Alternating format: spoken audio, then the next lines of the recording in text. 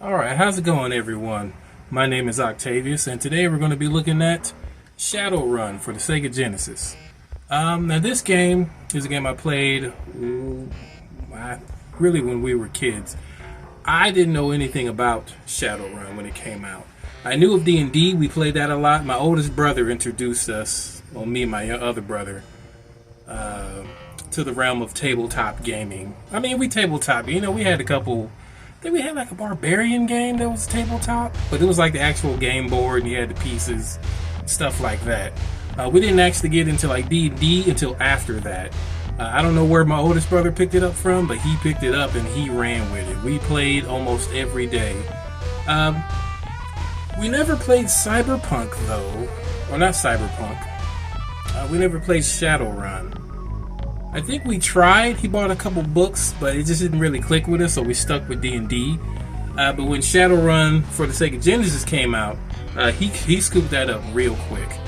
Yeah, we played the heck out of it, man. There was a version for this for the Super Nintendo. We did try that one. I preferred the Sega Genesis version over the Super Nintendo. I think everyone thinks or says the Super Nintendo version is superior, but I don't know, man. I pretty much like the Sega version over it. And these are the reasons why. So basically, for Shadowrun, you play as, I think his name is Joshua. I never really paid attention to the main character. You play a character named Joshua. His brother is killed during a Shadowrun. So he has to go pick up the pieces. He has to go to the hotel where he was staying, pick up his brother's remains. And then from there, you basically find little bits and pieces to try and find out what went wrong and who murdered him and stuff like that. So it's kind of a murder mystery kind of thing. You just got to find out who killed your brother, and it just goes down a big rabbit hole. A lot of games have done this before, so nothing really new with Shadowrun.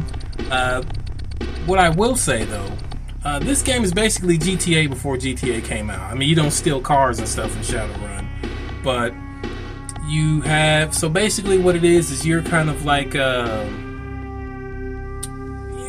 a runner is what you're basically called in the game, but you're a person, you're a mercenary, a merc kind of guy.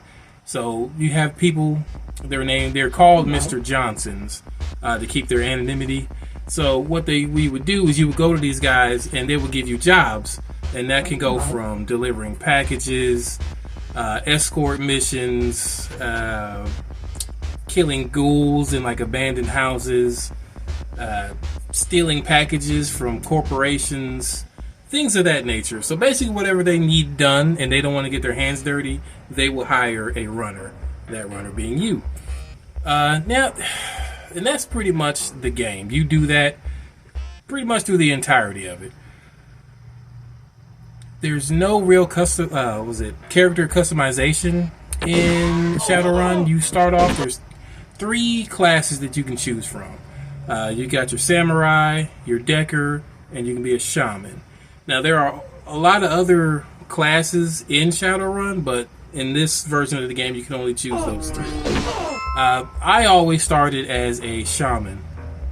The reason why is so I could actually have access to magic, and you can still equip your guy with like samurai weapons and heavy guns, pistols, shotguns, and still use magic.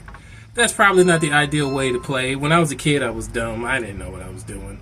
So, like I said, there's very little character comes. You can basically create a build, but you can't like change Joshua's like features or anything. But you can build him however you want. And same goes for you can hire up to 2 other runners to be at your side, so you can join, like make a little party. You can hire them for short-term runs, which means they can go with you for one run, or you can hire them to be like a lifelong companion up until they die. Or they don't really die, they get knocked unconscious, and then they go back to wherever you found them from, and then you can rehire them. Most likely they'll charge you more money because you let them die, or they did something stupid and got themselves killed or knocked out. But yeah, so that you can do that with them. There's a crap ton of Johnsons. There's a crap ton of people you can hire. For me, I always got the first guy. I can't remember his name, but he's a little like mole rat looking dude. I always felt bad for him because he's in the starting area. And Ricky, that's his name, Ricky. I always got Ricky and Trent.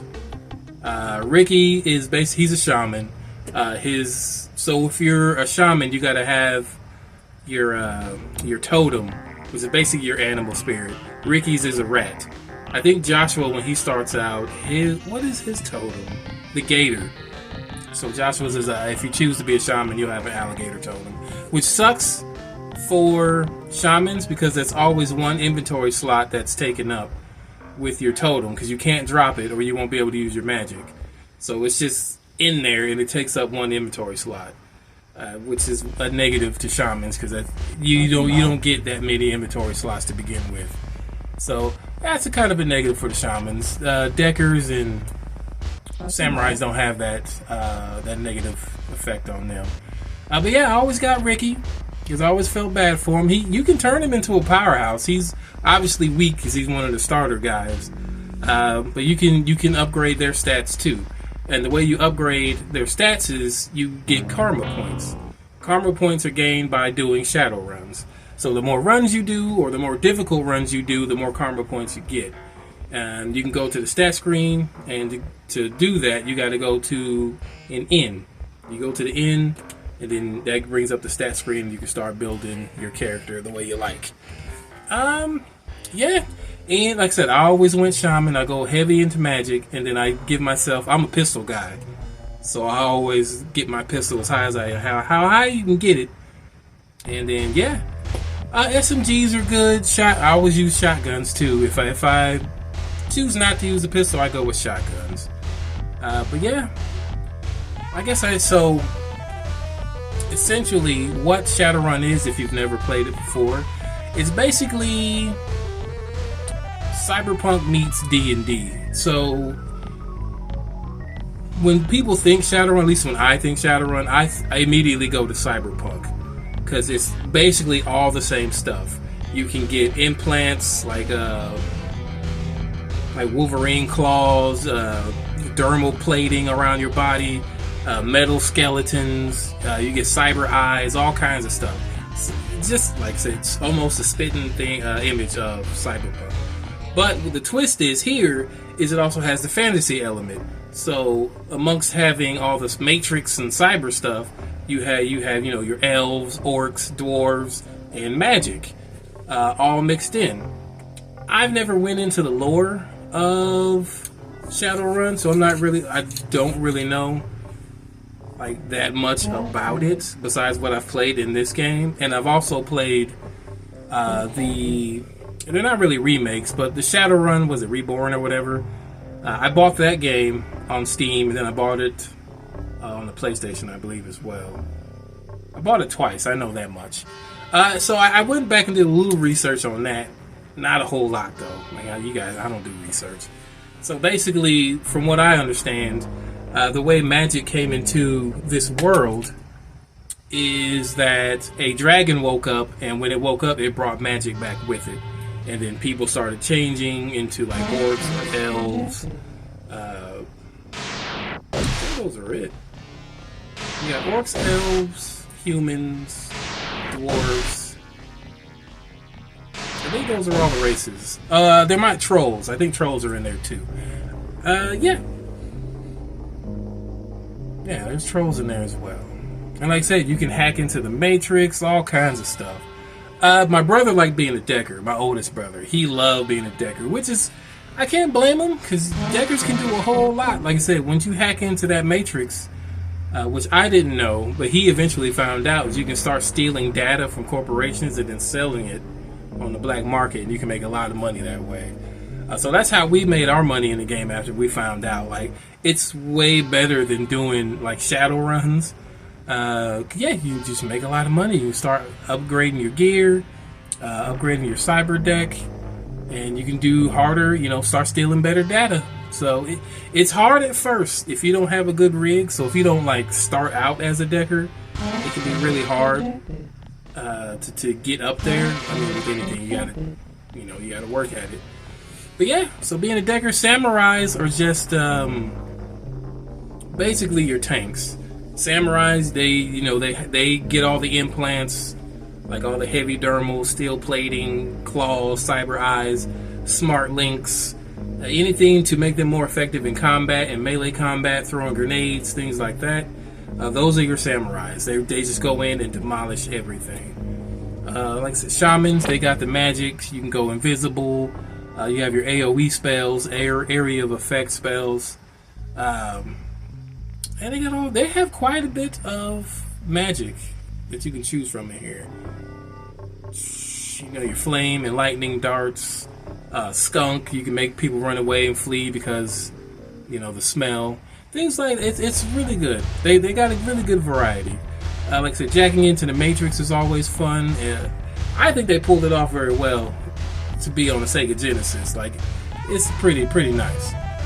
And let me see, what else should I go over?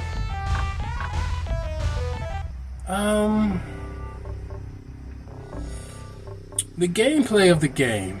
So once you get started, as I say, you start off in the inn, and you have to find your brother's stuff.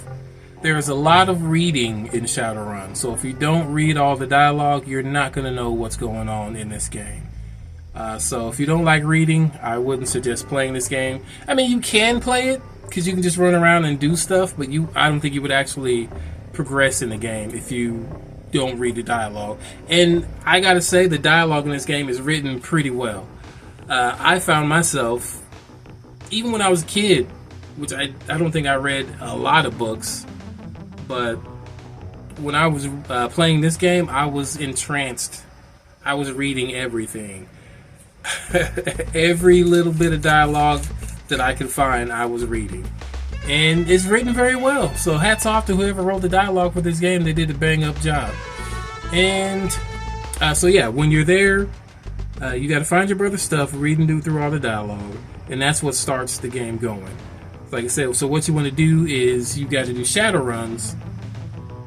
And like I said, Shadowruns vary from all kinds of things. When you're in the first area, it's basically, you're a gopher. You run packages, maybe do an escort or two, until you get enough money to get outside of the city. And all of this takes place in Seattle, Washington. And I think there's about 6 areas you can go to. And as far as graphics go, it's not the best looking game, but I think it looks pretty good. It's kind of asymmetric, so top down, so you see everything from the top. And the way the game goes, you can essentially, I guess it depends on what kind of your build is, because you can basically go in guns blazing. Like I said, if you choose a shaman, you can sneak around, turn yourself invisible, things like that to get around obstacles. The game can be pretty hard at the start, because what makes this game good? Now, if you're playing this game and you first start out, you would think it's just your every run-of-the-mill, not that fun game. The thing that makes this game great, in my opinion, is there's a lot of random instances that happen in this game. So you could be just walking, minding your own business, and then like gang members just try to jump you. Or you'll be, running around and then someone will just take your picture and then run off into the distance. Or another instance is you'll be walking down the street and some guy will run up to you and say, "Hey, an old man's getting beat up down the street. Can you help us?" And you can either choose to help or you can walk away. It's up to you, and you can see what happens. There's all kinds. There's multiple choices. Like, dude, try to sell you grenades, illegal grenades. You can either buy them or walk away. Up to you. Now you can buy them, and it could be a cop in disguise, or you can just buy them and it's like a legit dude just trying to sell some grenades or ammo or whatever. The game is chock full of this kind of stuff. In some instances, it don't even involve like an interaction. You'll just see something happening. Now, most of these interactions, you like I said, you do have to read the dialogue. It's not like it hops on the screen and like you actually see NPC take a picture of you. The screen will go to the dialogue screen and you'll have to read like, hey, someone just took your picture and ran off in the distance. It'll have like a random generated picture of somebody. Like I guess that's the person that you saw take the picture of you and then flee. So yeah, all kinds of stuff like that. Like I said, if you enjoy reading, you can read all that stuff, or you can just click A and back out of it. Like I said, it's on the Sega Genesis, so there's only 3 buttons. The A button is going to be most of your clicking and confirming and stuff like that. The C button cycles. If you do have a party member, you can cycle through them. So what I like to do, since there's no actual custom character creation in this, what I like to do is I will go and find another Shadowrunner that I think that that would suit me as I would like to play with, essentially. And then that would be the character as I play it. I would still build Joshua because he's the main character, but I would also build this other character, as my custom character, essentially. At least if you can find someone who you like the look of or whatever, or their background, and like, all right, this guy's cool, I'll use him. So you can kind of do that if you want to custom. If it doesn't matter, then if it doesn't matter to you, then you just stay as the main character. It doesn't really matter. The sound in the game is really nice. I love all the music in this game. The guys worked this sound chip pretty good. The intro theme is nice. It's nice and moody and gritty. It makes you feel like you're about to play something pretty deep, actually. The music in the Redmond Barrens, it gets stuck in my head every time I play this game. It's stuck in my head for all these years. That's my favorite track from this game. Even as a kid, I guess I said I owned this game. I've held on to it ever since we were a kid. And then when we got older, I think I was in maybe my mid-20s, and my oldest brother wanted to borrow my Sega Genesis and Shadowrun. And I was like, hey, yeah, man, if you want to play the game, you can borrow it. No biggie. And months passed after that, and I was like, dude, he ain't said nothing about, getting my Sega back or whatever. So I called him up one day, and I'm like, hey, are you still using, Shadowrun? I could, get that back if you're not using it anymore. And he's like, yeah, man, I'll come by and give it to you. So he comes by, and he gives me the Sega back, but no game. And he's like, I lost it. I'm like, are you sure about that? Are you sure you lost Shadowrun? Are you serious right now? And he's like, yeah, man, I'm sorry. I'll see if I can get you another copy. But yeah, I lost it. I can't find it. So I think this story is BS. I don't think he lost it. Either he might have sold it, or I don't know what happened. I think he sold it, because there ain't no way you gonna lose it. Come on, you really? No, you ain't gonna lose no game like that. Especially a game that we were so fond of. You would protect that with your life, like I did. But anyway, and that's been years. So, like I said, mid-20s, I'm 43 now. The only reason I'm able to do this is because my wife came through in the clutch and found a copy for me and surprised me with it. I was like, oh, snap, really? You actually found a copy of this game with the case? Wow. So, hats off to her. I could have found it. I'm not really one to go searching for games and stuff, which I guess I should, especially for the games that I sold that I really want back. But Shadowrun was really one of those. So big thanks to her for finding this. And I forgot where I was at. Sound. We were talking about sound. Yes, the sound of the game. The music is all top notch. The guns, the sound effects, they sound impactful, heavy. And the thing is, when you can get silencers and suppressors. Silencers for your pistols, suppressors for your SMGs. And it actually has a sound effect for the muted, gunfire when you have silencers and suppressors on it, which is also an added effect. It sounds nice. Like I said, there's no real dialogue. There are sound effects, like if you take somebody down, they give a death cry or whatever. Those sound good. Music's good. I would say all the sound effects are pretty good. There are a few annoying sounds, like some of the magic casting sounds kind of weird. Like they could have chose a better sound effect, but for the most part, it's okay. It's okay. Trying to think of anything else. Like I said, graphics are so-so. They're not huge great, but... And the thing is with the graphics, because, like I said, there's 6 areas you can go into. I think 6. You got Renraku, Redmond Barrens, Phillip Barrens, Tallahassee, whatever province. It's about 5 areas that you can go into. Because I think there's one more, but I can't remember the name. Shoot. See, that's why people write scripts. I keep forgetting what I'm talking about because I keep going on the sides. So, oh yeah, I was talking about the graphics. I think my brain is going, guys. I don't know. Anyway, you can go. There's up to 5 or 6 areas in this game, and a lot of the areas are kind of like recycled. You can tell it's the same textures or whatnot. They just color swap it essentially.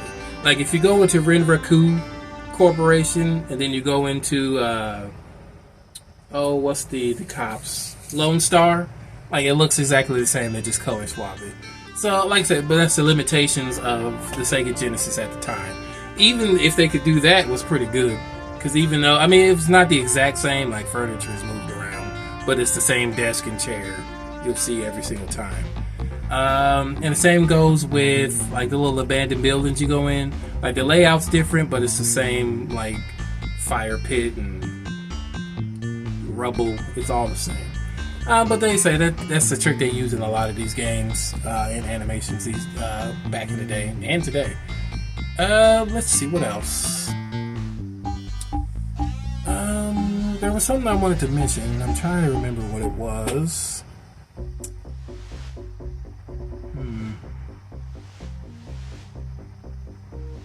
But yeah, Shadowrun's a really solid game. When you enter the Matrix as a Decker, that is really well done. It really takes you back into like the days of like Tron or whatnot, because it looks like an old computer database, and there's a bunch of octagonal spheres and triangles and cubes, stuff like that you go into because they're mimicking the components of a computer motherboard. And your little avatar, you're like a silver avatar, and you're gliding through this computer network. And you can hack in, you can shut into these different nodes. Each node has a different property, or like not a property. I'm losing. It's got a different function. That's what I meant to say. And you can shut those functions down. You can crash systems. You can steal data. All kinds of junk you can do in the Matrix. Most of the stuff you'll be doing on Shadowruns, like most of the Decker runs, they'll send you to either like crash a system, or they want you to steal like bank account numbers, or they want you to find out like some information that they need and stuff like that. Like say if you're a samurai, you're going to be doing a lot more of the breaking and entering Shadowruns, maybe some of the escort missions. Same with shaman. It depends on your build, because if you have all 3 of the classes with you, you're gonna have an easy ride. Because like I say, if you got a good samurai with you, they can handle all the grunt work, and then your decker can deck into the matrix and find out the information you need if you need it. Because even if you're a decker, you can still find information about, like, if you're going to steal a package, the decker can find out where that package is. Because, like, if you're going into one of the corporations, they have multiple floors. So if you're going in to find a package, you don't know what floor it's on. But a decker can find out by hacking into the system and checking their mainframes or whatever and finding out where it's at. So while the decker's doing that, the samurai will keep, watch, and then the shaman will support the samurai. And shamans can do, like I said, they can turn everybody invisible, so you can just walk around, at free will, breaking into safes. And you, like I said, the decker, they can lockpick doors. Samurai, they can just blow the doors off the hinges if they got grenades. But then that will set off the alarm, and then alert everyone. So it can get crazy. Like, this game is great. Because, like I said, you can just go in guns blazing and not care. And just destroy all the guards and just bogard your way and check every floor. Like, if you're powerful enough, they can't stop you. And then you just leave. Like I said, and you go in, you're looking for a package or you're looking for a person. It's however you want to do it. I find it more fun to do the sneaky route. Because I'll take my shaman and then go invisible, and then the decker would find, where we got to go. And I try to see if I can go in and out without being seen. But sometimes I do just want to do the smash and grab and just run in there. That can be fun too. The problem is with that though, if you go in guns blazing and the alarm's going off, all the doors lock. So that means you cannot leave the building until the alarm goes off. And sometimes you can wait it out, but if enemies keep coming in and you keep shooting, the alarm's going to stay on. So you literally have to go and hide, or have a decker turn it off so you can leave. So if you're by yourself and you don't have a data jack, you're going to be waiting for a long time if you're trying to leave. But yeah, I get, and they say there is a lot of Shadowrunners you can take with you. They have multiple shamans, multiple samurais, multiple deckers that you can choose from. Some are locked until after you do like a mission.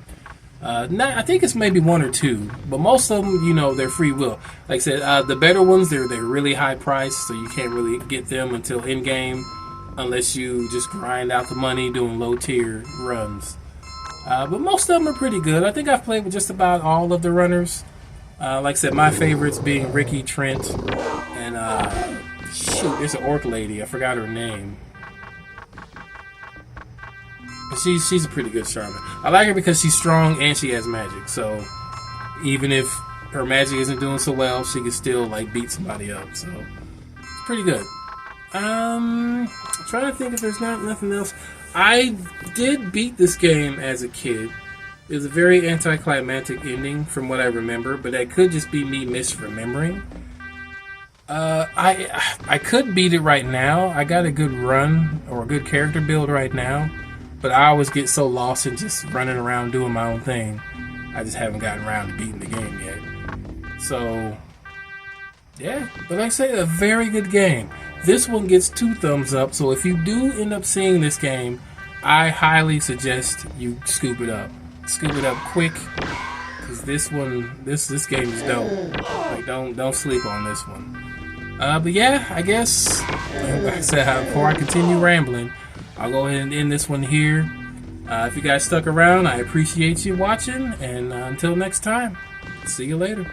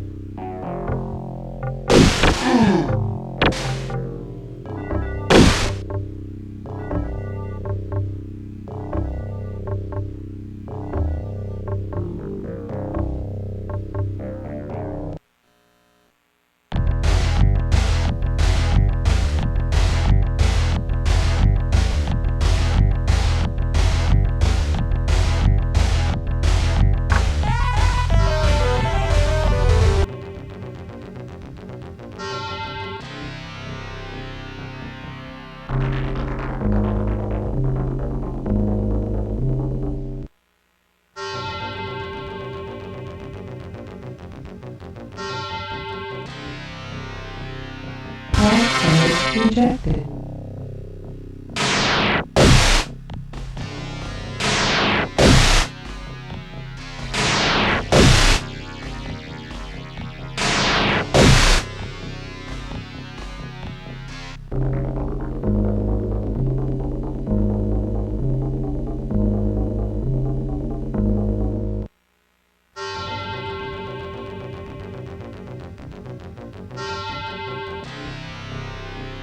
Password accepted.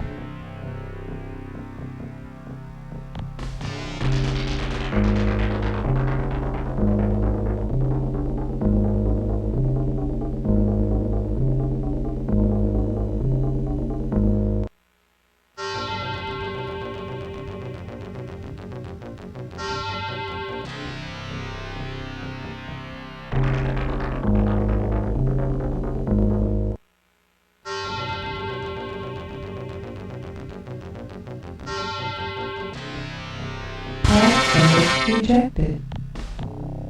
Password accepted.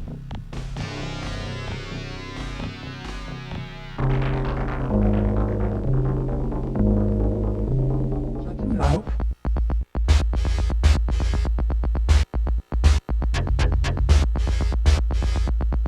Schattenlauf.